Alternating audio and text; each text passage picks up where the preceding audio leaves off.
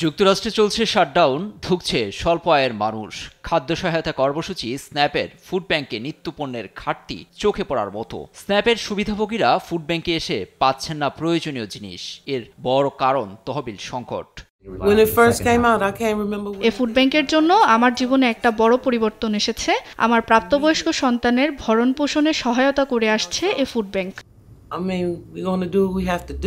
যুক্তরাষ্ট্রের স্ন্যাপের সুবিধাভোগীরা ডেবিট কার্ডের মাধ্যমে আর্থিক সহায়তা পান, যা দিয়ে নির্দিষ্ট স্থান থেকে নিত্য প্রয়োজনীয় খাদ্যপণ্য ক্রয় করতে পারেন। 4 সদস্যের একটি পরিবারের জন্য প্রতি মাসে গড়ে এ সহায়তার পরিমাণ প্রায় $715। কিন্তু দরিদ্র মানুষ এখন রীতিমতো লড়ছেন ক্ষুধার সঙ্গে।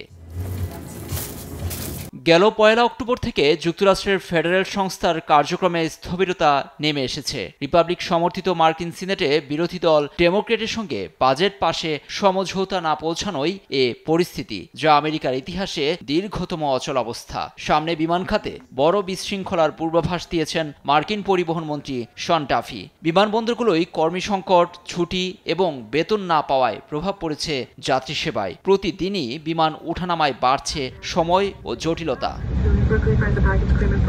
অচলাবস্থা এড়াতে মার্কিন প্রেসিডেন্ট ডোনাল্ড ট্রাম্প এখন পর্যন্ত বড় কোনো পদক্ষেপ তো নেননি, বরং এর জন্য ডেমোক্রেটদের ঘাড়ে দায় চাপিয়ে পার পাচ্ছেন তিনি। লুৎফর কবির, নিউজ ডেস্ক, দেশ টিভি।